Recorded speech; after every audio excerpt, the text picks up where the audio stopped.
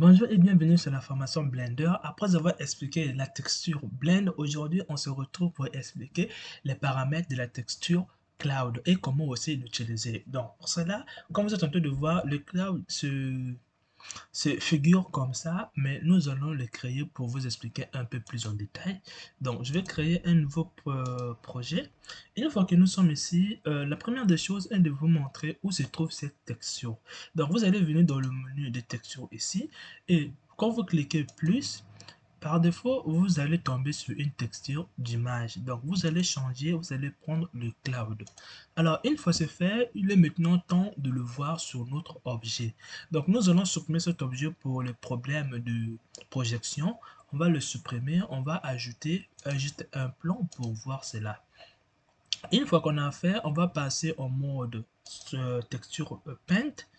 Et là, je vais fermer cette partie. Alors, pour pouvoir peinturer, pour voir la peinture, vous allez cliquer sur plus et là, vous allez ajouter une couleur. Et quand vous cliquez sur OK, quand je fais, c'est la texture qui est juste en bas ici qui est utilisée. Donc, je vais revenir pour là où je pouvais changer mon pinceau. Là, quand je peinture, vous voyez bien que mon objet devient une peinture de cloud. Donc, cloud en français, c'est nuage, une texture de nuage. Mais méfiez-vous de cette définition parce que sinon vous aurez des difficultés à reconnaître cette texture. Maintenant, c'est quoi cette texture et comment les reconnaître? Donc, vous allez venir dans le menu des textures ici. Quand vous voyez cette texture, visiblement, on a l'idée, mais on peut être perdu face lorsqu'on se retrouve devant d'autres textures. Donc, la base du texture cloud vient du texture noise, distorsion, parce que quoi? Cette texture cloud utilise cette texture. Donc, on vient d'abord ici pour vous montrer l'image, comment ça se présente. Je laisse comme ça, je zoome un peu. Alors, une fois que j'ai zoomé, alors, pour visuellement, pour reconnaître une texture cloud, vous allez avoir ce genre de motif. Donc là, je vais zoomer là comme ça. Vous allez avoir ce genre de motifs. Ces motifs sont utilisés pour faire des tâches. Maintenant, vous allez avoir ce genre de motifs. Maintenant, comment reconnaître le cloud?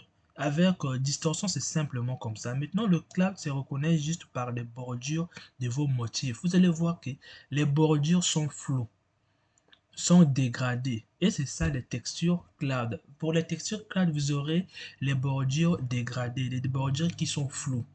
Et pour les textures distorsion, vous avez des bordures qui sont nettes. Alors, ça, c'est la manière de reconnaître et de savoir si c'est cloud ou pas. Vous aurez une couleur qui est nette à l'intérieur, mais aux bordures, c'est flou. Donc, j'espère que vous avez compris. Alors, pour les curieux, pour ceux qui veulent savoir dans les vrais, qu'est-ce que signifie les textures cloud, c'est que texture cloud, on voit les bordures est bien lisses, mais en fait, ça c'est distorsion, mais texture cloud, ça va mettre une bordure, des bordures qui sont irrégulières, donc irrégulières, qui sera un peu dentées. Donc, c'est ça le texture cloud. Mais arrêtez-vous, les bordures sont floues pour mieux déterminer si c'est cloud ou pas. J'espère que vous avez compris. On revient maintenant sur le cloud. Sur le cloud, nous sommes sur du blanc. Ne vous inquiétez pas, on peut changer l'aspect. Alors, le premier paramètre ici, c'est que vous avez plusieurs manières de voir votre texture cloud. La première des choses, vous pouvez le voir sous forme de pixels, comme vous êtes en train de voir sous forme de carreaux. Vous avez aussi la manière de le voir sous forme en crack, sous forme de lignes, comme ça. Vous avez aussi une autre manière de le voir, c'est sous forme en inversant le crack. J'espère que vous avez compris. On peut aussi voir sous forme de flou, comme ça. Mais l'original, c'est ça. Donc, le vrai flou du cloud, c'est ça. Mais Blender a modifié cette texture pour donner quelque chose d'un peu plus beau à voir. Voilà pourquoi c'est Blender original. Et là, Perla, c'est la personne qui a créé ce genre de flou. J'espère que vous avez compris. On va maintenant passer aux textures qui est là, le soft et le hide. Ça veut dire le soft, c'est dire que le soft met le blanc plus en avant, le blanc que vous voyez ici. Et si vous peignez le hide, ça va mettre le noir plus en avant. Donc quand je fais, vous voyez bien la différence, c'est que c'est le noir qui est bien visible par rapport au blanc. Donc j'espère que vous avez compris. Et maintenant, je vais rester là.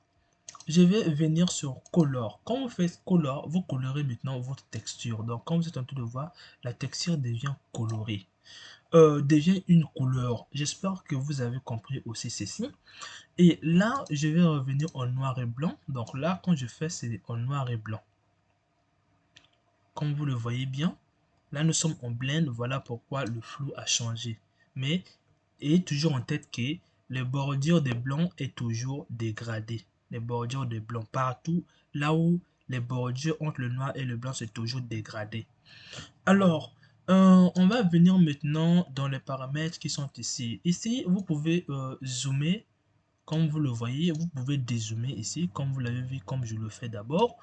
Quand je fais, vous voyez bien que ça devient un peu plus petite, comme vous le voyez. Et là, vous aviez la possibilité d'ajouter les détails. En fait, les détails. Quand vous faites ceci, vous allez avoir tendance à avoir plus de détails et quand vous diminuez, vous aurez moins de détails. J'espère que vous êtes en train de comprendre ceci. Donc, quand je fais ici, j'ai plus de détails, j'ai créé du noir partout, des trous. On se retrouve avec ce genre de texture, comme vous le voyez. Ici sur le SETI, mais lorsque je viens sur le cloud, c'est presque la même chose. Ne vous inquiétez pas, il y a une différence entre les deux. Alors, vous avez compris ici la profondeur, les détails, les petits flous. Flous là, vous êtes en train de voir si les tâches là, vous pouvez l'augmenter à partir de ce paramètre. J'espère que vous avez compris. Moi, je vais augmenter un petit peu comme ça.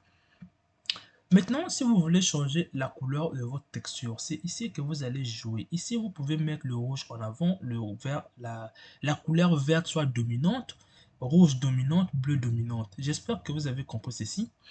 Là, vous avez l'exposition. Donc, ici, on l'utilise pour déplacer les textures.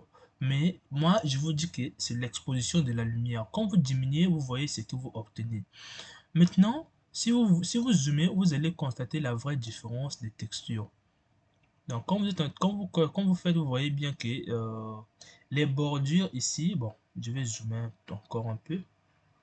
Les bordures ici ne sont pas lisses. Donc, j'espère que vous avez compris ici. Alors, je vais retourner comme j'étais avant. Alors, l'exposition ici va vous permettre, comme vous le voyez bien, va vous permettre de d'exposer la lumière sur le blanc ou le diminuer.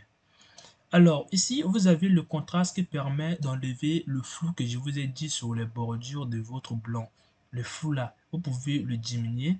Donc, si vous faites, vous allez avoir sous forme de lignes pour se retrouver avec la texture. Je vais diminuer un peu le contraste.